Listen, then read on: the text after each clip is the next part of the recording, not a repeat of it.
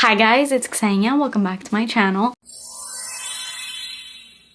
In today's video, I'm going to share with you the only 10 perfumes that you need this upcoming fall season. As you've probably heard me mention in a lot of my videos lately, I am so excited for the fall time, hence my sweater today, even though outside is not reflecting the sweater. If I were to go outside in the sweater, I would probably have a heat stroke. It is currently 88 right now, so yeah, not fall at all. But if you like put the AC down in your house, put on a cozy movie, put on a sweater, you kind of mimic fall without it really being fall. The fall and winter season is when I get to wear my strongest fragrances and I don't get sick of them, because perfumes and heat do not mix a lot of the times, especially strong perfumes. It's just too much. I feel like the heat even breaks them down in a way. It's just not the vibe. But the fall and the winter, I'm so excited. I'm actually gonna be going to Alaska in a couple weeks and I am so freaking excited for cold weather. You guys don't even understand. Like, I have not seen snow in over 15 years, which is crazy. Anyways,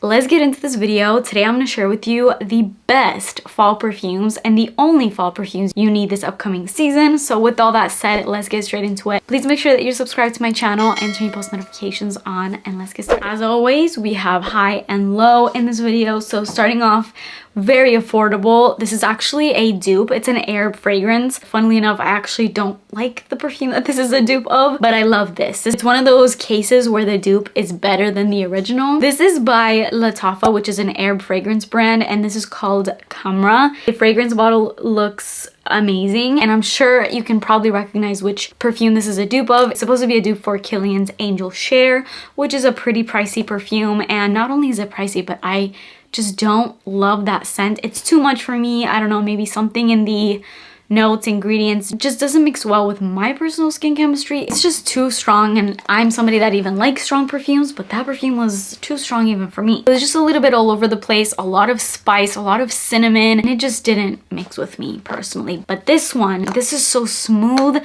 Nothing really sticks out on my skin. It's not smoky or too spicy or anything like that. It's just smoothness all throughout. This has cinnamon, it has nutmeg, bergamot, you have dates, you have praline, tuberose, mahonio, you have base notes of vanilla, tonka bean, amberwood, myrrh, benzoin, and akigala wood. It's very much that boozy, aged alcohol kind of scent. Lately, I've actually been rewatching The Vampire Diaries, and this scent reminds me of Damon Salvatore.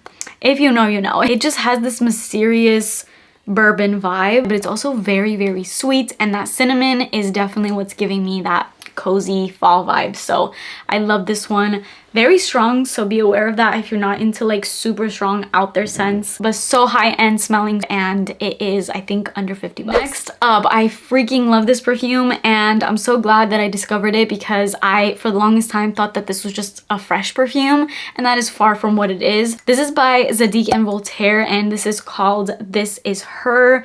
The bottle is very unique. It's just like a white bottle, and that's why I thought this was a fresh scent for the longest time, but it is not a fresh scent. This is borderline gourmand. It's super lactonic, super creamy, milky, delicious, so cozy, very sweet, a lot of vanilla, but it's in this toasty kind of way. It kind of reminds me of Commodities Milk, which is another really great fall scent, but because I've talked a lot more about that scent, I thought I'd kind of switch it up and talk about this one. This is kind of like that toasty, creamy, toasting marshmallows by the fireside kind of scent. And there's chestnut, vanilla in this, sandalwood, it's got cashmere. It's a really smooth blend overall, and I think this is a nice fall to winter transition, because I just always associate chestnuts with winter time. Growing up, we always roasted chestnuts, and it's just so nostalgic to me, so that's what it reminds me of. Next, I have Cherry Baby by Sabrina Carpenter. This is the third flanker in the Sweet Tooth fragrance line, and I've talked about the original Sweet Tooth, and I think I included the Sweet Tooth Caramel Dreams in my last year's fall recommendations video.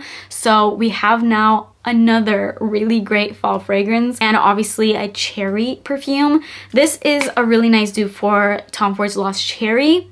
but dare I say I like this more. I just am not the biggest fan of the Lost Cherry. I would never pay that kind of price for it. It's just too much. It's very unique, I'll give it that. There's just so many dupes out there that perform so well, that smell so similar, and some that smell even better. And honestly, I feel like this is one of them. This perfume is literally like 30 bucks and it smells like a $500 perfume. It's that cherry liqueur kind of boozy scent. It's cherry in a very dark, mysterious, sexy kind of way. I really enjoy this and I think it's perfect for the fall time. Another huge favorite, which you would have seen if you watched my Arab fragrance haul that I did recently. This is by Haramain and it's called Junoon Noir. The bottle is beautiful. If you didn't know, you'd probably think this was a really high-end, expensive niche perfume, but no, it's literally under $50. It's an Arab fragrance, and if you want to hear me talk a little bit more in depth about it, go watch my Arab fragrance haul, which I'll link up here. But to me, I don't know how to explain this because it is so well refined, it's so smooth. It's such a smooth blend of fragrance, but it is one of the sexiest perfumes I have ever smelled. It has kumquat, it has lime, it has orris, violet, jasmine, lily of the valley, and then you get base notes of vanilla, musk, sandalwood, and cedar. Honestly, I don't know why it's just so impossible for me to describe this scent.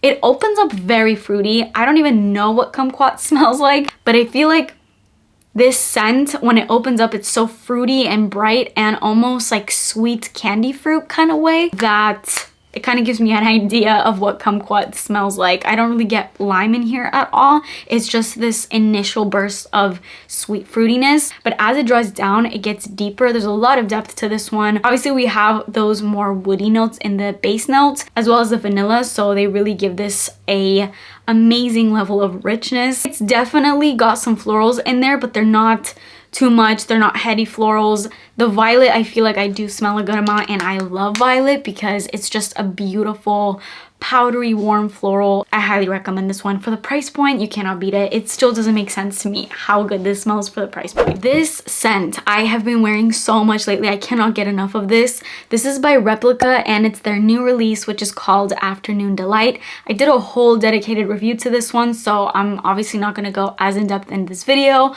but I will link that video up here if you want to check it out. Afternoon Delight is basically made to represent the smell of walking into a Parisian pastry shop, a Parisian cafe. It just smells like warm Madeleine cookies. It is the most delicious scent. This scent will make you hungry, just fair warning. It's so yummy, it's so decadent. It is so gourmand, like a true gourmand fragrance. You get vanilla, whipped cream in here, Madeleine cookies, you get sandalwood, you get musk. It is stunning. If you want to smell like cookies and edible, this is the fragrance. Next, I have Blooming Fire by Arabella. First of all, this packaging is beautiful. And another fun fact about these is they have this biface formula. They are alcohol-free perfumes, which is pretty rare in fragrances. You don't really get many alcohol-free scents. And you can notice kind of like the separation where the oil is mixing with the liquid. You do have to shake these before you use them to kind of disperse the oil and get an even burst of fragrance. And because they have a lot of oil to them, you can spray them on your décolletage area and even like rub them in, and they give you a glow to your skin. They're so hydrating, which is very rare. There's no perfume that is actually hydrating. If anything, perfumes are drying to the skin. I actually, when I was talking about the Nightcap fragrance, which is another great fall recommendation, I just wanted to include one in this video. I got a comment asking how these fragrances would do if you spray them on your clothes because of the whole crazy oil contents that they have. I've never had an issue with these scents staining my clothes or anything like that. I mainly spray them on my skin now that I think about it because I just love the glow that they give, but it's just a really even disperse of fragrance that I've never had an issue with the oil staining my clothes. I mean, obviously when you spray them, especially on clothes, don't spray them like this close, go a little far, but yeah, I don't have an issue with that. Scent wise, this smells like a beautiful jasmine white floral kind of fragrance. It's really sexy and it reminds me of Alien by Thierry Mugler, which is one of my favorites, so I just love it. I have two predominantly vanilla perfumes in this video. The first one being Maud Vanilla. Forever will remind me of a dinosaur egg. Why does this look like a dinosaur egg so much to me? Every time I look at it, I think of dinosaur egg. I don't even know what dinosaur eggs look like. but it just looks like a dinosaur egg. I don't know. This is a beautiful plummy vanilla. It smells a lot like Cheirosa. Why do I not remember the name? The pink one. It smells so much like that. It's like this plummy vanilla kind of scent. This has plum, it has praline, it has vanilla, and it also has cacao butter. It's a lot of sweetness happening in this one. Obviously, I love vanillas, so any kind of woody vanilla particularly I'm in love with, but that plum aspect in here just gives it an extra something that just makes this intoxicating to me. I get so many compliments on this scent, and it lasts forever, and it's a good price point because it's a celebrity perfume. I have another cherry fragrance in this video, but this one is a little bit different than the Cherry Baby perfume. This one's called Babe Power, and it's by Misguided, which I always thought was just a clothing brand, but I guess they have fragrances. I found this at Ross. I think it was like 20 bucks. The notes of this are delicious. It has sour cherry, pineapple, rhubarb, apple, pink pepper, grapefruit. It has orange blossom, jasmine, peony, cotton candy, vanilla, musk, and amber. This is a sour cherry, slightly powdery, very candy-like scent. It smells a little bit like Hypnotic Poison, but it's not as thick as Hypnotic Poison by Dior is, which that scent I got rid of because I could just not wear it with how hot it is here normally. It's just way too thick and way too dense, just way too much for any type of heat. That fragrance is definitely a wintertime perfume, but this one I feel like you can borderline wear this all year round. It's like a tamer version of Hypnotic Poison. It has that sweetness, but I think that cherry in here is a little bit more bubbly, lighthearted. It's really fun, but it still has this bad bitch, a sexy kind of vibe to it at the same time. So this is really great. If you're into cherry, I think you would love this. This perfume has become my signature scent. I'm so obsessed with this.